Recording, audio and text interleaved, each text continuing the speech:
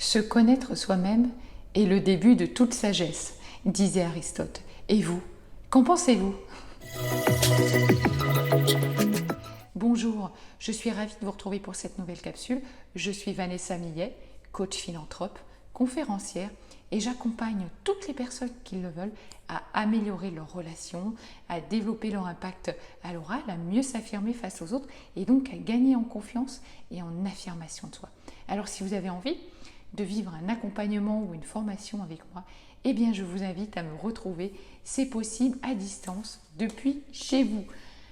Alors, je vous propose aujourd'hui 4 étapes simples pour vous débarrasser de votre faux moi.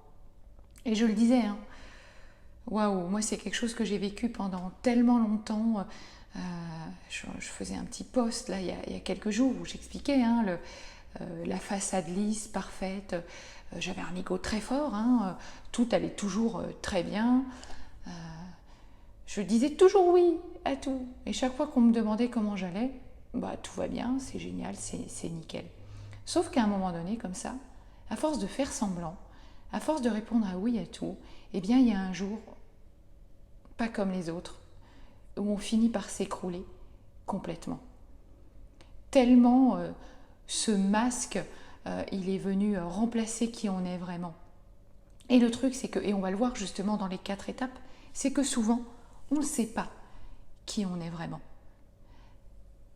Et du coup, c'est ça l'idée.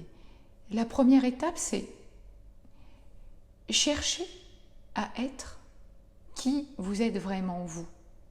Et pas à qui vous aimeriez ressembler, à qui vous aimeriez être, mais bien qui vous êtes vous aujourd'hui. Et peut-être ayez l'honnêteté de reconnaître que, en fait, vous ne savez pas réellement qui vous êtes aujourd'hui. Peut-être que vous l'avez su, mais que vous êtes dans une période où vous êtes perdu. Et l'idée aussi, c'est soyez honnête avec vous, revenez à plus d'intégrité. Parce que je vous assure que de vivre comme ça, dans les faux semblants, d'avoir le masque en permanence, ça nous gâche la vie.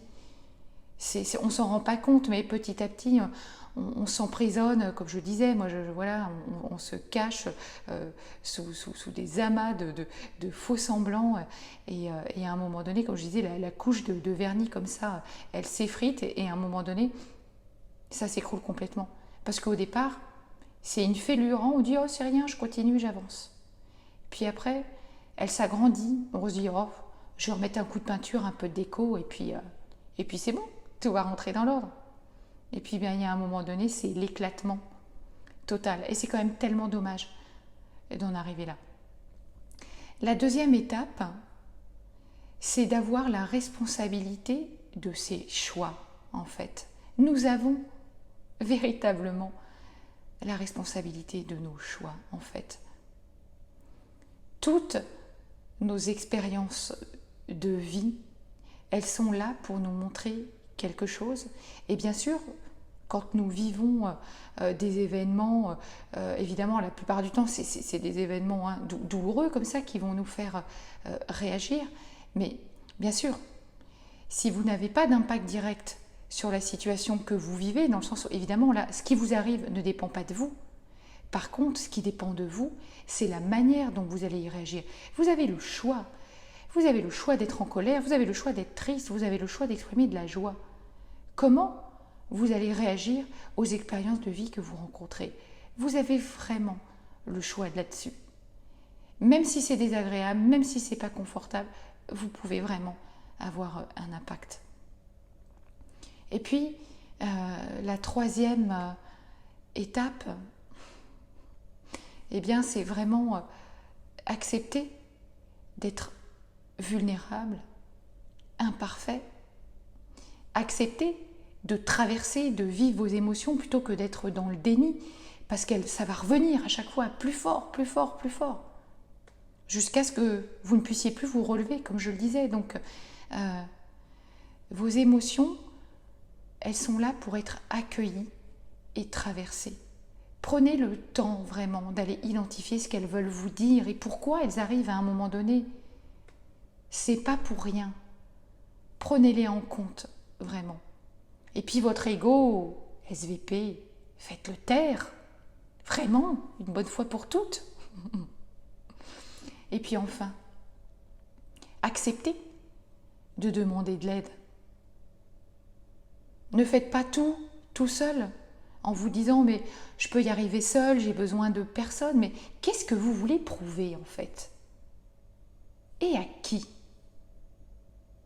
Vous verrez aussi que plus vous allez apprendre à demander de l'aide, et plus ça va vous reconnecter aussi à votre valeur personnelle et à la croyance que vous êtes digne d'être aimé. Bas les masques. Si vous avez aimé cette vidéo, partagez-la, likez-la, abonnez-vous à ma chaîne YouTube. Je vous retrouve demain pour une prochaine capsule. À très vite.